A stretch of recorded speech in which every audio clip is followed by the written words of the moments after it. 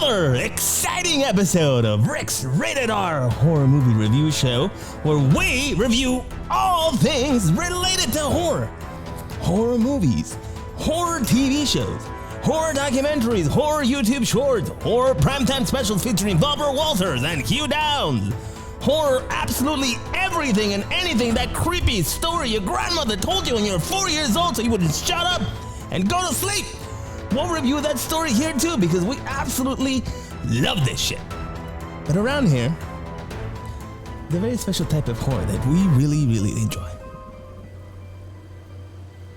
And that's horror that has to deal with the Catholic Church. Demonic possession.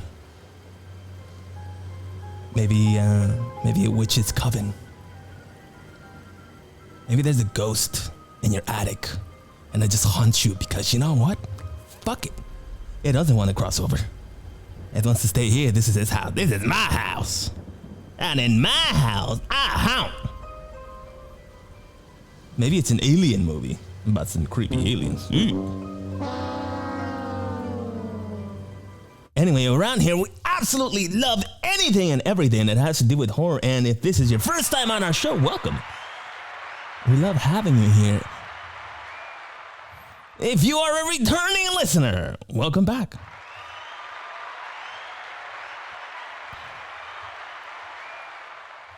And before my producers start getting on my case, be our friend on the old socials at the Instagrams at Rick's Horror, on TikTok at Rick's Horror, on the Facebooks at Rick's Horror, and of course on the old YouTubes at Rick's Horror. Well, Billy, how you doing tonight? I'm doing just fine. I am ready to get this episode and this show on the road. So let's get it done. That's the first time I've ever heard you say that expression. Well, you know, you just gotta get it done. Okay, let's get it done. So, if you are new around here, we have a very simple format that we'd like to adhere to. But before I get into it, I'd like to talk about tonight's episode, because tonight's episode is a special episode. Isn't that right, Billy? Oh, Lord, all of the episodes are special around here, so I guess, yeah, I mean, you're not wrong. You're just, Lordy, Lord, I think this is what now, 47 episodes maybe, if I'm counting correctly, without counting the last episode and without counting the episode that will never stream, and without counting that special episode you did somewhere else. You're right, I think we are at 47 episodes. Can you believe it? Unbelievable. 47 episodes in, and we're still doing this somehow. Well, anyway, without further ado, that special episode tonight has to deal with a little movie called The Haunting of the Queen Mary. So let's just jump right into this review, a special review of The Haunting of the Queen Mary. So why this movie? We'll talk about why we decided to review this movie. Then I'll tell you, well, actually, no, then we'll have 4 fun film facts with Billy the AI. After that, I'll tell you whether or not this film was scary or not. Hey, mister, is this film scary? Who let this damn child in here again? Get out of here, child. Is the jump scare overused? I won't tell you if this movie has or doesn't have jump scares. I'll just tell you if it's overused. I don't want to spoil anything. By the way, before I get any further into this part of the show will be 100% spoiler free.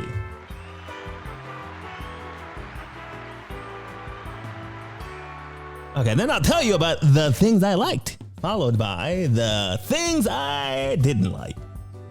Then I'll give you my opinion on whether or not I thought this film was entertaining or not.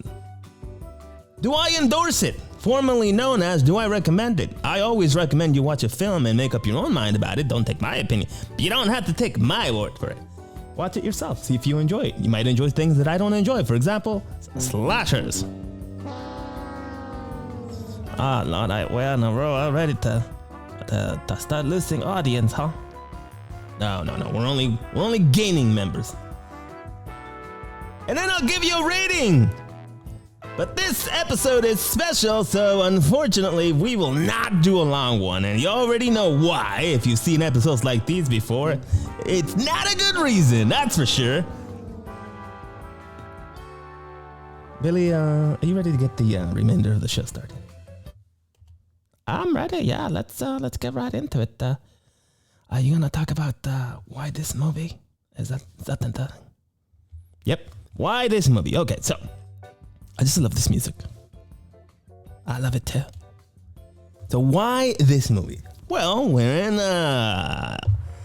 Los Angeles and Long Beach. Long Beach is just down the street. It's in LA County, and a movie about the Queen Mary, our Queen Mary that sits at Long Beach. Why the hell not? I've been to the Queen Mary.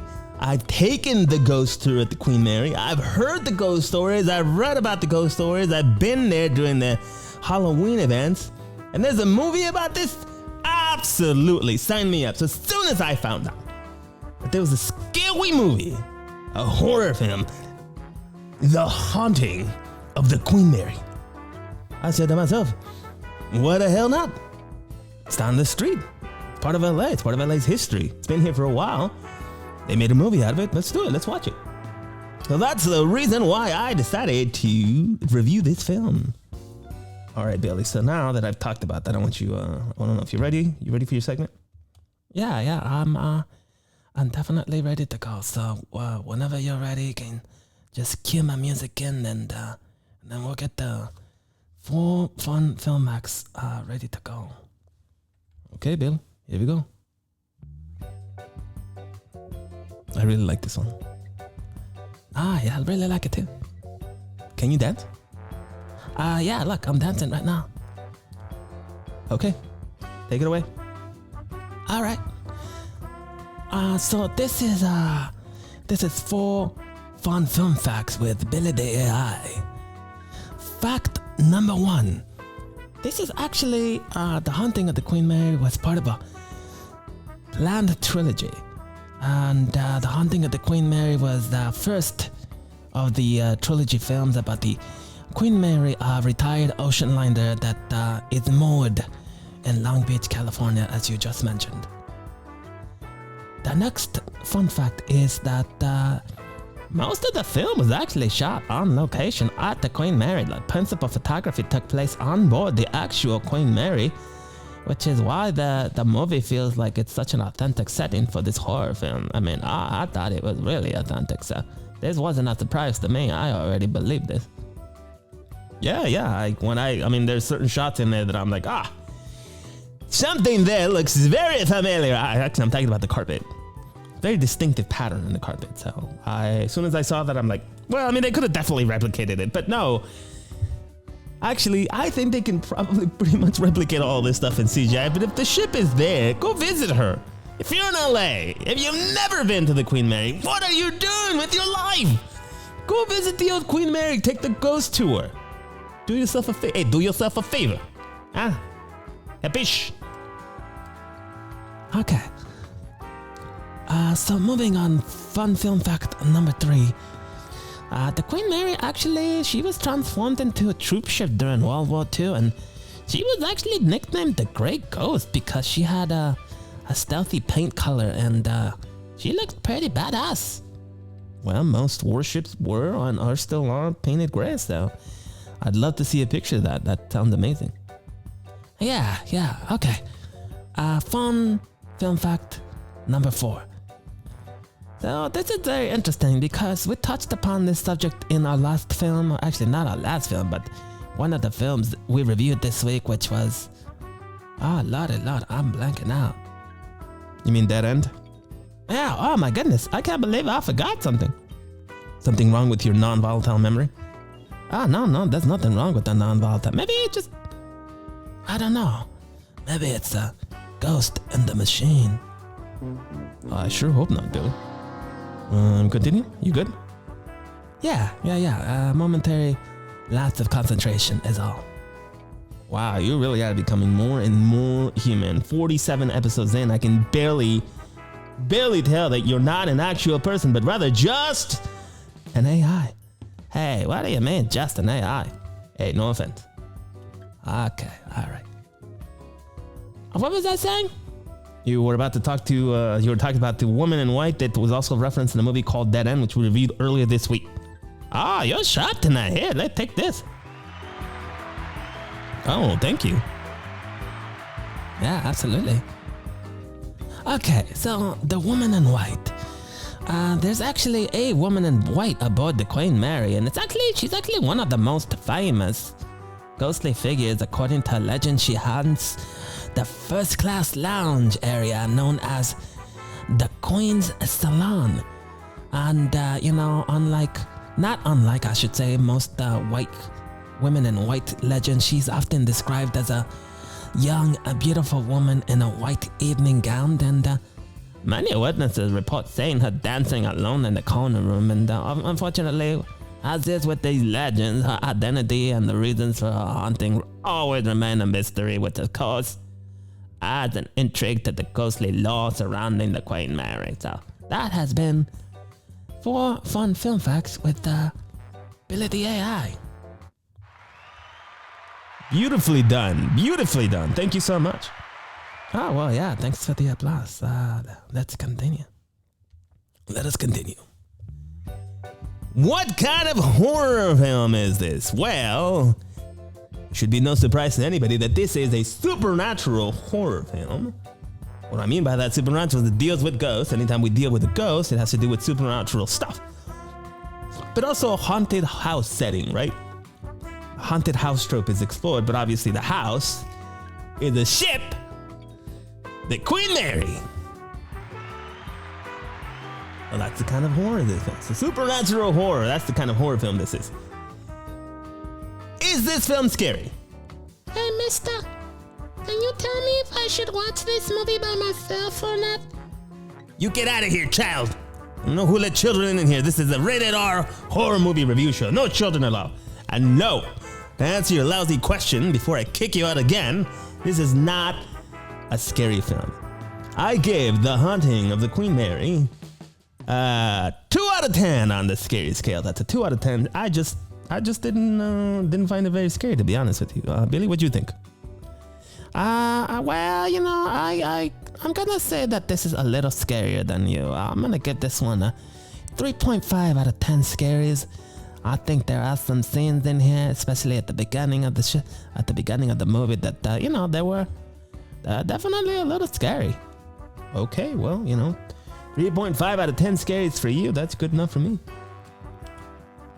And moving on, is the jump scare in The Haunting of the Queen Mary, is the jump scare overused? It's not. And that's one of the strong points of films. I don't like films that are reliant on the jump scare. I get it. You want to throw one in there?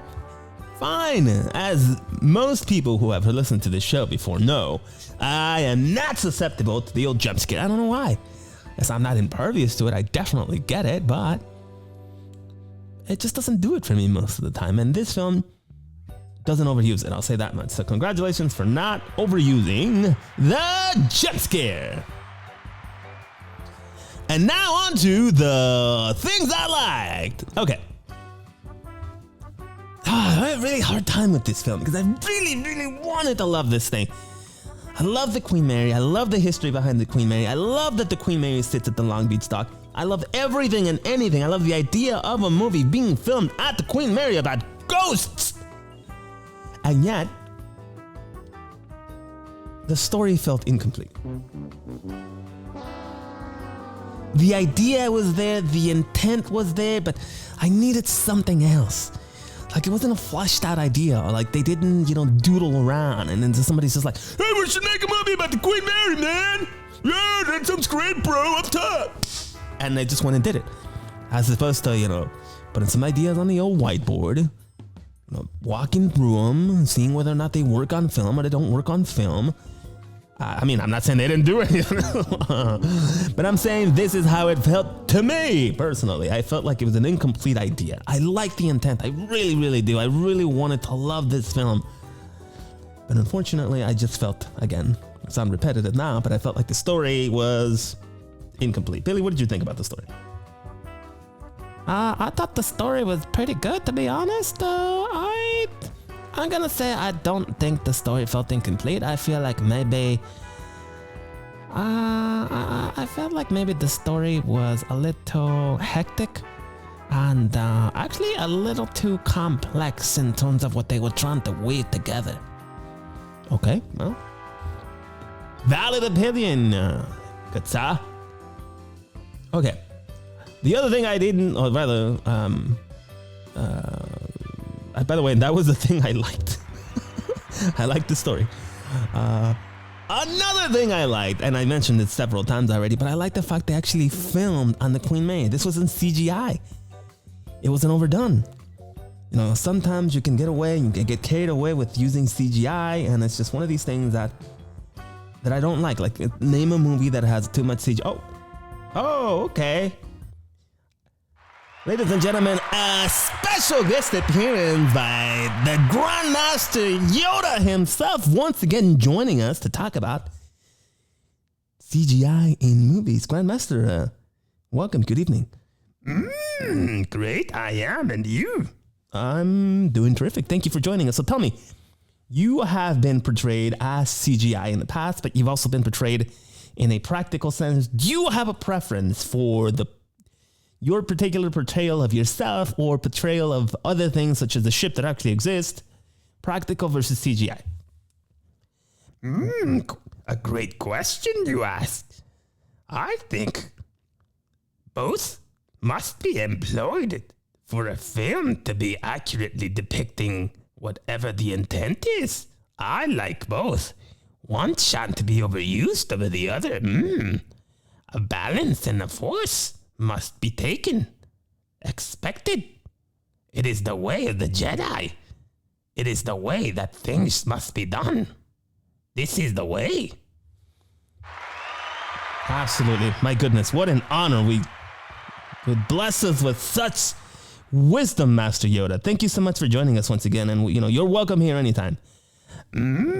Back I shall be. Your show I love. Have a good evening now. Wow. You hear that, Billy? The Grandmaster himself says he loves our show. Oh my goodness, don't toot your own horn now. I think it's just being kind of nice. Damn, Billy. You're cold. I think, he's a real nice guy. I really like that Yoda fella. Okay. Where were we? I really like this one. So I like the fact that it was actually used at the Queen Mary and not a CGI version of the Queen Mary. Of course, some instances there are. There are some instances where you have no choice but to use CGI. Like Titanic, I'm looking at you. But no, here was something actually shot at the Queen Mary. And again, I've been there, and I like knowing that the filmmakers went there to film here, and to film there. So good. Okay, that's gonna be it for the things I like. Unfortunately, I'd like to add more things to this list, but it is what it is.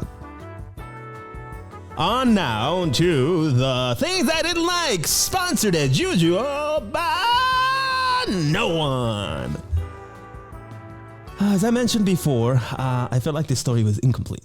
It's a great idea, really great idea, but what happened? Oh, I wanted to love this movie so much. But I just couldn't. The story just left me feeling, I need more. And, oh my goodness. I lost my train of thought. Yeah, I just, I needed more from this story. I felt like I sound repetitive now. I sound like an old broken record, but I just felt I needed more. And I'm sorry, I didn't like that. I thought the execution was poor. There are two main narratives, on to the next thing, in talking about the story. There are two main narratives that are supposed to complement each other, but to me, unfortunately, it felt like they were instead, or rather, they were trying to create a seamless, cohesive narrative from these two narratives, but instead, they really just seemed like two separate stories competing for my attention, which to me led to confusing and really less impactful viewing experience for me personally.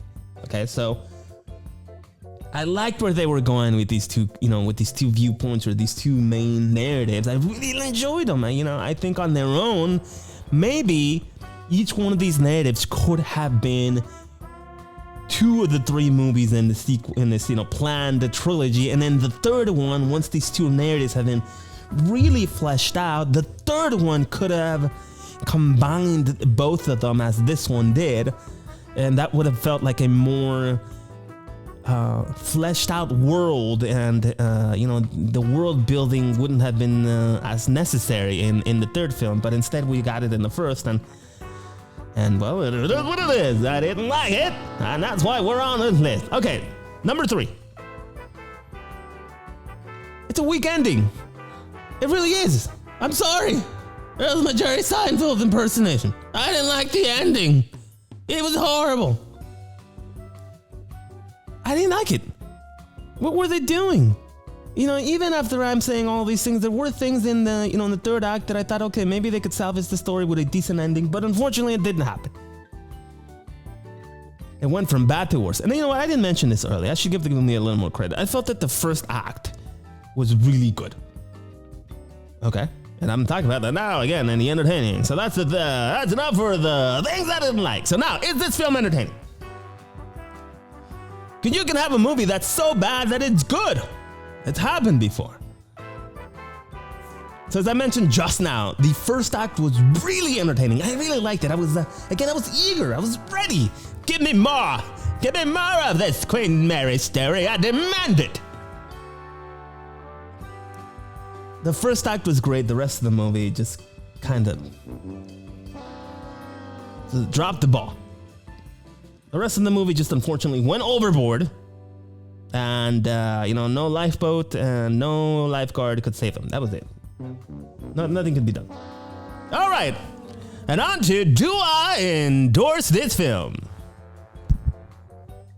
Hi, this is Rick from Rick's Rated R Horror Movie Reviews, and I, unfortunately, cannot endorse this film.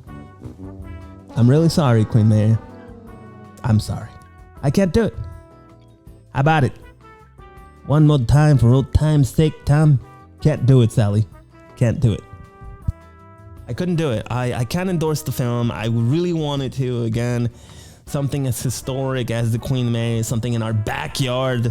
But I can't. With every bone in my body, I cannot do it. So no, I will not endorse this film. And now, without further ado, the rating. This is the most painful part of the show for me personally, because I know that you really liked this Queen Mary and you really wanted to have a good movie about it. I do, and I did, but unfortunately it just didn't hit the mark for me. The biggest thing to me was, again, the competing narratives. I mentioned this already at length, but I want to elaborate a little bit more on this without giving anything away. Don't give anything away.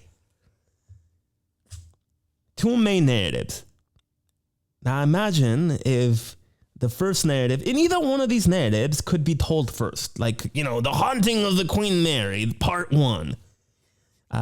So, let's say that part 1 deals with, I can't talk about that. I'll give it away. I'll say this. Either one of the 2 narratives could have been part 1 of the trilogy or part 2 of the trilogy. It didn't really matter which one you told first, to be honest with you. I think maybe you could have told them in chronological order if you really wanted to. But having them as conjoined twins in the first movie, to me, was too much. What could you tell in the second one or in the third one? What's the story there? More of the same that you did in the first one? I felt like, again, build that world out. Show me these cool things about the Queen Mary's history. It's a historic ship. It's been, I think, since 1936, 1938, right? Really? Yeah, it's a really historic ship. As I mentioned in my fun film fact, she was used during World War II, so a lot of history there. Could have told me the story of, show me some stories of, of the Grey Ghost. Really paint this picture for me. And if you want to go before that, paint the picture of when the Queen Mary was built, because essentially that's also part of this story too. The building of the Queen Mary. Only in theaters. You thought you seen it all, but you ain't seen nothing yet. This summer, see the Queen like you've never seen her before. The Building of the Queen Mary.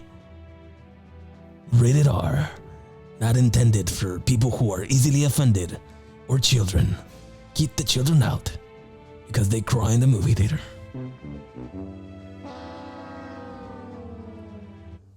So tell the story of the Queen Mary. Give me as much as you can pack in. I think this movie was like 2 hours and 2 hours and 10 minutes, maybe something like that. I don't have the exact runtime, but yeah, I think it was around that amount of time. So tell me that story in 2 hours from that first narrative I mentioned, and then the second narrative, I think you can build on. I think we could have used more of that second narrative to really establish and again do the world building. Tell me more about these characters in that second narrative. Why are they here? What's their motivation? What's their interest in the Queen Mary? Did they have a talk show? Did they did they do horror movie reviews and suddenly want to write about something? Tell me more. I want more. And you can flesh that idea out thoroughly, merrily, and paint a nice picture with that. And give me a nice second movie. And then in the third movie, give me the end game. And now, the final film in the Haunting of the Queen Mary series. Part 3. The Queen sets off into the sunset. This film has not yet been rated, but it probably won't be for people who are easily offended or children, because they need to go to the restroom too often.